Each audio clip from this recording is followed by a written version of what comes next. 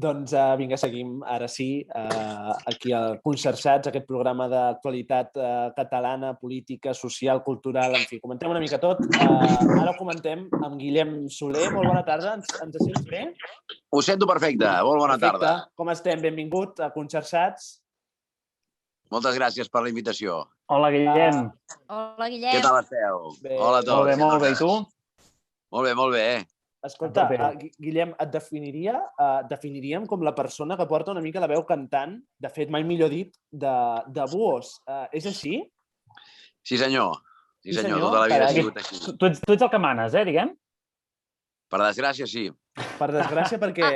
El que mana i el que s'inventa les cançons amb croquetes. Els concerts. Amb el que convingui. Amb el que convingui. A més, que amb ells els hi va bé, que sempre em diuen no, assumeix tu la responsabilitat, si l'encertes bé, si falles, doncs ja et fotrem pals. Els marrons són per tu, també, eh? Exacte, això sempre. Si vas al davant, t'emportes els pals sempre i quan va bé, doncs també t'emportes tot el bo i quan va malament, doncs tot el dolent, és el que hi ha. Escolta, explica'ns una mica què és Buos, qui és, no? Per qui està format, perquè ho coneguem una mica més. Doncs Buos és una colla d'amics que vam començar fa molts anys. Per dir-te que el bateria, el Joanet Blázquez, el Jaume i jo anàvem junts a un autocar cap a l'escola quan teníem 14 o 15 anys i ja dèiem que tindríem un grup. I el Joan ja tocava la bateria, el Jaume ja tocava la guitarra i jo ja feia poemes. I dèiem, bueno, ja tenim lletrista, que és el que és més difícil, no? I bateria i guitarra també i tal, no? I ja somiàvem amb tenir un grup. I després, al cap de molts anys, doncs, vam muntar-ho i després ens hem anat trobant amb gent que se'ns ha anat afegint i hem tingut la sort de tenir segurament molt bona companyia, com ha sigut el Klaus, el trompeta, que també ara el coneixeu molt perquè és el que canta més Stay Homes, o el Rai, que és el baixista, o també el Pussa, que és el saxofonista, i també el Pep Viladebadal, que és el pianista. Clar, on teniu més mercat avui? On teniu més èxits, diguem? Sobretot als països catalans. Sobretot és Catalunya, País Valencià i Illes Balears. És on després també podem tocar a Euskal Herria, podem anar a Madrid i podríem dir que aquests serien els llocs més forts que tenim. Euskal Herria, Madrid i països catalans. Després, Albacete, quan hi anem també ve gent, però venen perquè venen de tot Espanya, clar. Marçal, me deixes... Sí, endavant. Just ha sortit el tema del Klaus i que ara és el vocalista, diguéssim, de Stay Homes. Com heu casat això des del confinament? És a dir, us ha fet canviar algun tipus de dinàmica? Teniu algun tipus de temor que això de Stay Homes vagi a més i jo què sé, i arribi un moment d'incompatibilitat entre els dos grups? O porteu bé? O sigui, jo desitjo que vagi a més i desitjo que hi hagi incompatibilitat perquè voldrà dir que els estan de puta mare. Tu pensa que jo em porto un munt d'anys amb el Klaus, és com si fos un nen, per mi és el meu nen. O sigui, tu compta que quan jo el vaig fitxar ell tenia 17 anys i jo ja tenia més de 30 anys. O sigui que per mi ha sigut com una aposta i durant molts anys he estat portant-lo de... O sigui, que era com... Bueno, jo veia que era un geni, que tenia un talent acollonant i tant de bo que vagi tan amunt que un dia no pugui venir. Al final el Klaus Buos és un trompetista, de trompetistes en podem trobar molts, en canvi el Klaus, que fa de Klaus a Stay Homes, és únic i no en trobarem gaires. Per tant, no és que em faci por, sinó tot el contrari. Jo tinc, des del primer dia que van fer una cançó, jo he estat allà compartint-les, disfrutant-les, gaudint-les. O sigui, jo sabia que aquests nens havien de volar i a més, que vull que volin, perquè per això he confiat en ells des de sempre, perquè crec que són molt bons. I em passa molt amb Buos que jo no he volgut tenir gregaris, no? Per exemple, el Joanet, el bateria, podria ser el líder d'una banda, perfectament. I ha muntat un grup que es diu Portobello i ell és el líder de Portobello i és el que fa tot, no? O el Pep també és el cantant d'un grup que fa bodes, batejos i comunions i canta i toca el piano, o sigui, tots. Per exemple, el Pussa, el saxofonista, té una xaranga que es diuen Cebres, que van per tot Catalunya des de fa molts anys i foten 120 bolos a l'any. O sigui que ja he agafat un tipus de gent que m'agrada que siguin líders, no? I quan agafes líders, el normal és que volin, i a mi ja m'agrada. Vull dir, si un dia no tinc el Klaus, buscaré un trompeta que sigui líder, perquè m'agrada també que la gent em porti la contrària i que discutim i que no em diguin tots amén, saps? Molt bé. Abans parlàvem, Guillem, una mica del mercat, que remarcaves molt a Catalunya, no? L'actuació a Catalunya, Valencià, també al País Basc. En tot cas, la pregunta que també volíem fer és, us heu sentit mai amenaçats o simplement censurats pel cantar en català? Se us ha tancat algunes portes a l'hora de plantejar algun concert, no? Fora d'aquest mercat, potser més cap a Madrid, cap a... no sé. Al contrari, no, cap problema. O sigui, jo et diria que l'únic cop que he passat por va ser a València, a Xàtiva, que estava cantant i hi havia 7 o 8 caps rapats que em miraven des d'un lloc més aixecat que jo i em feien així com que em tallaven el coll, però jo es vaig seguir cantant sense cap problema, no? Però va ser un dia en tota la meva carrera, o sigui que no he tingut mai cap problema. Les poques vegades sempre ha sigut al País Valencià que ens deien pues els segurates són neonazis i han dit que, o sigui, amenaces d'aquestes de nens petits, no? De cuidado que us vindran a buscar els segurates neonazis, coses d'aquestes. Però no va arribar a passar res, entenc? Mai ha arribat a passar res.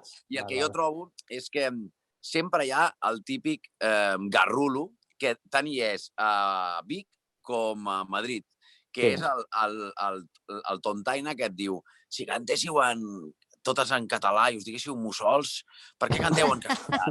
Llavors també hi ha el típic tonto que t'escriu i diu ¿por qué cantáis en catalán? Si cantarais en español seríais mucho más famosos. O sigui, aquest garrulo existeix a Saragossa, existeix a Vic i existeix a Madrid. O sigui, aquest perfil de persona hi és a tot arreu i és l'únic que de tant en tant sí que ens anem trobant, no? És com recurrent, no? Per què canteu en català, per què canteu en castellà? Com que sempre hem cantat amb les dues llengües, nosaltres som d'aquells que creiem que la gent ha de fer el que li vingui de gust i això no ens fa menys independentistes per cantar en castellà, sinó que al contrari, no? Que a mi m'agrada molt més perquè sempre dic que, mira, jo faig molts concerts a Viladecans, a Rubí, Santa Coloma, a Cornellà, que si fes tots els concerts en català i em digués mussol, segurament que no hi aniria tant, no? Clar. I estic molt content de fer la majoria de la meva gira a Tabàrnia. Fantàstic. Clar que sí. Escolta, te'n recordes? Us en recordeu del primer concert de Bosch? Sí. Sí? Sí. El primer concert va ser un concert solidari amb la Marató de TV3. No teníem... I ens van ficar el nom. O sigui, nosaltres assajàvem a un local i ens passàvem el rato allà i no teníem nom. Érem una colla d'amics que tocàvem. I llavors va venir unes noies i ens van dir mira, que estem muntant un concert solidari per la Marató de TV3. Volem que toqueu.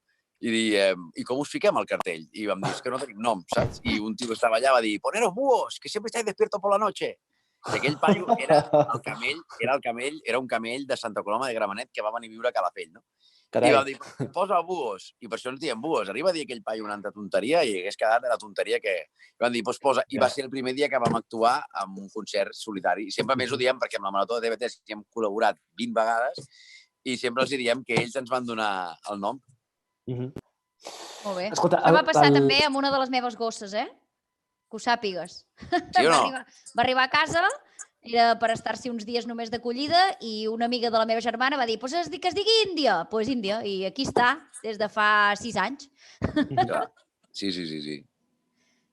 Sergi, digues. Escolta, jo, Guillem, sí que et volia fer un parell de preguntes en relació al tema de com... O sigui, ara ha passat tota la pandèmia pel mig, hi ha hagut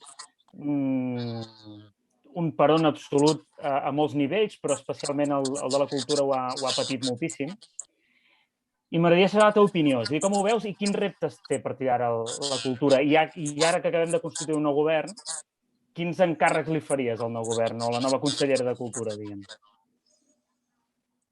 I si la tinguessis davant, què li diries? Home, si la tingués davant, li diria que sigui ràpida. Ui. Perquè normalment els polítics, no són ràpids i necessitem rapidesa. Perquè ara mateix hi ha quantitat de festivals i quantitat de festes majors que estan esperant que els hi diguin com anirà la cosa, no? I si es podrà fer d'una manera, si es podrà fer d'una altra, si encara les cadires... Haurem d'anar amb cadires tot l'estiu, de debò. O sigui, de debò que jo puc anar a un restaurant i estar dins d'un restaurant sense mascareta, amb tothom allà, però no puc...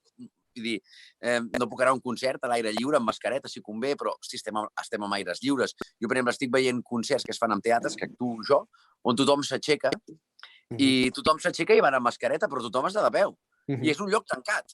I penso, als aires lliures ens podrem aixecar, no? I si ja ens aixequem, per què volem la cadira? Podem treure les cadires i cap al doble de gent.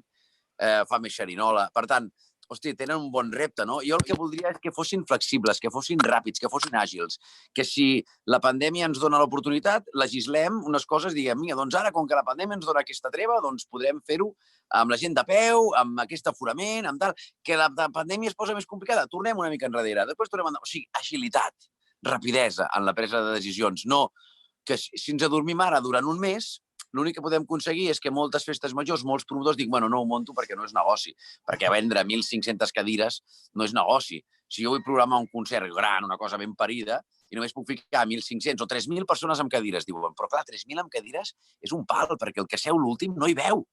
Tu imagina't que tu toca la cadira 3.000. Ostres, t'has de portar uns binocles per veure el concert, no? En canvi, 3.000 persones de peu i caben en un espai força reduït. Per tant, hem de ser elàstics, flexibles, ràpids, veure l'actualitat i posar les eines perquè hi hagi sentit comú. La gent entén quan ells fan política amb el sentit comú a la mà, no? O sigui, jo el que no entenia era allò en plan, no puc fer concerts, però sí que puc anar a l'Ikea o puc anar amb el tren i puc anar tots embotits allà, però no puc anar a un concert. Això la gent no ho entén. La gent volem sentit comú. De fet, s'han confirmat festivals de l'estil Canet Rock i aquest tipus de festivals i entenc que doncs, estan programats tots amb cadires. No, ho sé, el que ha passat, jo t'ho explicaré molt bé, el que ha passat és que el Canet Rock, el Vida i el Cruïlla són un estudi clínic, perquè són els que ja van muntar la primera moguda de l'Apolo i els que van muntar també el del Love Lesbian al Sant Jordi. Llavors, aquests 3 festivals tenen la sort de poder seguir sent estudi clínic i poder fer testos d'antigen. Per tant, la gent ja estaran tots testats i podran fer un concert amb quasi bé normalitat, perquè la gent porta la mascareta, però clar, si veus no la necessites, si fumes no la necessites, tot el rato la gent no veu o fuma, amb la qual la mascareta la portarà només de tant en tant, no? Llavors, què passa? Que molts altres festivals diuen, i per què nosaltres no podem? Per què nosaltres no podem fer testos també? Llavors, jo estic superdins amb que ells hagin pogut fer això. Jo toco el Canet, per exemple, i m'encanta el Canet Rock, és un lloc que estic com a casa, però també penso que potser a l'agost altres festivals puguin fer testos o altres festivals es pugui fer amb la gent de peu, però per això, clar, la nostra nova consellera de Cultura i el seu equip hauran de ser ràpids i hauran de ser àgils i no dir, bueno, deixem-ho ja per tot l'estiu així. No, si d'aquí 15 dies pots o d'aquí 3 setmanes pots, o sigui, hauran d'estar amb els ulls oberts i jugar la pilota al primer toc. No dir, ui, no, ho deixem registrar tot l'estiu amb cadires. No, perquè la gent no ho entendrà. No, i a més a més, la vacunació avança molt ràpid, no? Avui ha sortit ja persones d'entre 45 i 49 que ja es poden vacunar, ja. Llavors, d'aquí a l'agost, no? Jo compto estar vacunada d'aquí a l'agost. Contem estar vacunats i contem que és molt important que ells posin la legislació al servei de la gent, perquè si no el que passa és que hi ha milers de joves que estan fent, estan bevent a la platja de Calafell sense cap control, sense mascareta i sense res. Bueno, però és normal, si jo tingués 20 anys també ho faria. Però si aquesta gent els hi donem un concert on anar, estaran més regulat, estaran més segur, hi haurà seguretat, hi haurà mesures, hi haurà... O sigui, hem de tornar a portar la gent jove cap a les experiències ben organitzades i no cap a una cosa alternativa i clandestina en la qual no hi ha ordre ni concert. Necessitem una miqueta d'organització i que tornin a anar a l'oci nocturn, que tornin a anar... Perquè tot això són llocs de treball de milers i milers de persones que no podem estar depenent de la pagueta aquesta podemita. Necessitem treballar. Escolta, Guillem, a finals de l'any passat vam trobar que el govern de la Generalitat declarava la cultura com a bé essencial. La pregunta és, si l'ascensor és que s'ha actuat realment com que la cultura és bé essencial? Hi ha hagut moments de tot. Hi ha hagut moments que ens hem sentit molt abandonats, hi ha hagut moments que deies, bueno, mira, almenys en el nostre cas hem fet una obra de teatre i hem pogut fer 25 representacions, això ha estat per mi molt bé, però hi havia vegades que, és el que et deia, hi ha vegades que quan el sentit comú no hi és, per exemple, quan ens deien no pot venir un paio de Calafell al Vendrell perquè hi ha confinament local. O sigui, la gent tenia les entrades comprades i ens canviava la llei i no podia, la teva entrada no era un salvoconducte per anar al poble del costat. Clar, això no ho entenia ningú. Llavors, ens tornaven totes les entrades, les havíem de tornar a posar a la venda. O sigui, ens ho han fet passar molt malament, realment, no? I sempre ha sigut quan no hi ha hagut sentit comú, no? Al final, si la gent anava al teatre, a veure, anaves amb el teu grup bombolla, arribaves allà amb la teva entrada, t'asseien, et posaven un morrió, hi havia una cadira de separació a cada banda.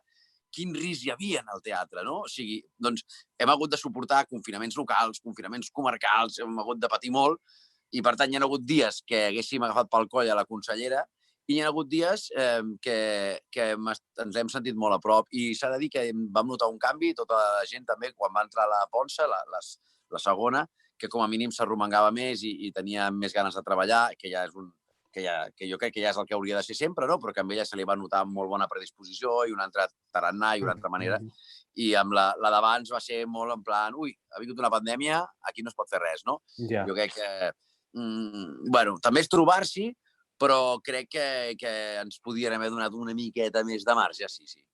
Que són un pèl més flexibles, per tant, Com a mínim, amb la gent que ja té una entrada, quan ja tenies una entrada, doncs, escolta'm, que allò et servís per anar al poble del costat.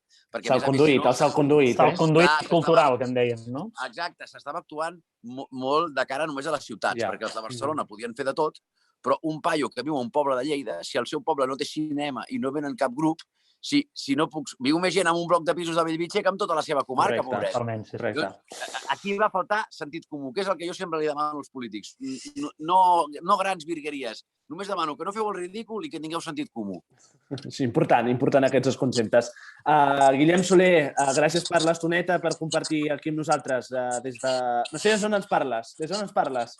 Doncs mira, des de la terrasseta de casa, que ara m'aniré a jugar a hoquei patins, que a les 9 en punt començo el meu partidet d'hoquei i res, espero que quan aquest programa sigui ja un exitàs, perquè les coses sempre comencen a poc i després es fan grans, em tornem a convidar quan tingueu milers de seguidors i puguem tornar a parlar de cultura. Això, al setembre, quan reengeguem, has de tornar un dia i ens expliques com ha anat la gira i si és veritat que hi ha hagut flexibilitat i ho comentem. Ho parlem allò, el tiempo dirà. Si els deures que has donat a la consellera t'ha fet cas o no. Ja ho veurem. Jo, amb que ho intenti, ja em sentiré recompensat. Moltes gràcies, Guillem. Molt bé, moltes gràcies, Guillem.